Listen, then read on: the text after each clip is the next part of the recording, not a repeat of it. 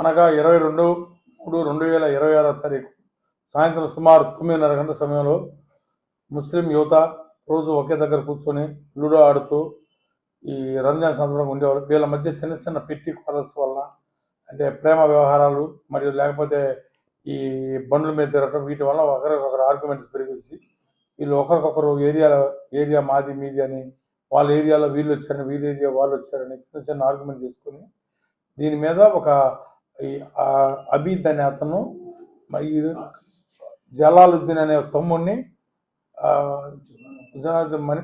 తమ్ముడిని 1 మంత్ ముందు కొట్టాడు. బండి వేసుకుని ఎందుకు తిరుగుతున్నాం, మా ఏరియాలో ఆడపిల్లని ఇబ్బంది పెడుతున్నామని కొట్టాడని తెలియకపోతే అప్పుడు 112 కార్ వస్తే పోలీసు పోయి చాలా వాళ్ళందరినీ పంపించేయడం జరిగింది. అదేవిధంగా వీళ్ళు అదే ఏరియా వచ్చి అడిగినందుకు మళ్ళీ వాళ్ళ ఏరియా దర్గా దగ్గరికి వెళ్ళి వీళ్ళు కూడా గలబా జరిగింది. ఇదంతా రంజాన్ స్టార్టింగ్ 1-2 రోజుల ముందు జరిగింది.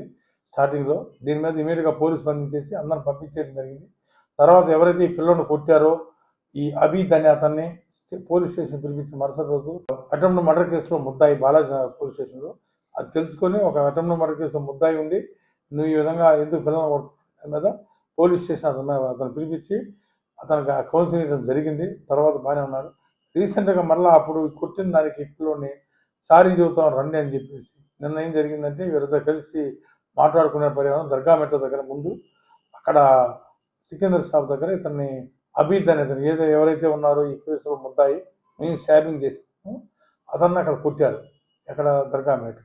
దాని తర్వాత మళ్ళీ ఇక్కడికి వచ్చేసి ఎర్రయ్య టీ బంక్ దగ్గర 2 పార్టీలు కూర్చున్నప్పుడు ఒకసారిగా మాట్లాడుతూ ఉద్రేకంగా ఉండేసి అబీద్ ఆల్రెడీ ప్రీప్లాన్డ్గా వచ్చేసి కత్తి తీసుకొని వచ్చేసి ముగ్గురిని మన కేసులో పఠాన్ అలీ అబ్బాస్ అనే అతన్ని మరియు జలాలుద్దీను ఇంకొక అతను షేక్ ఫరూక్ వీళ్ళ ముగ్గురిని కత్తితో పడుతుంది. వీళ్ళలో 2 సింపుల్గా ఇంజరీస్, అబ్బాస్కి జలాలుద్దీన్ స్టాబింగ్ జరిగినా కూడా సింపుల్ ఇంజరీస్, కానీ ఫరూక్కి సర్జరీ కూడా చేశారు. కొంచెం పొట్టపెగలు అబ్డామిన్ దగ్గర పోవడం వల్ల అతను అవుట్ ఆఫ్ డేంజర్ ఉన్నాడు.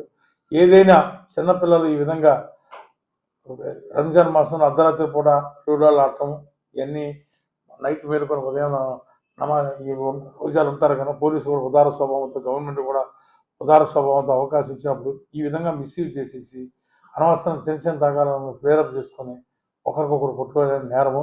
వీళ్ళందరి మీద ఎవరైతే రాత్రి జరిగిన 7 ముద్దాలు కంప్లైంట్ ఇచ్చాడు అబ్బాసు, దాని మీద మా దగ్గర crime number 61/26 under section 109 class 1 BNS అంటే 301 IPC అటెంప్ట్ మర్డర్ కేసు కట్టడం జరిగింది.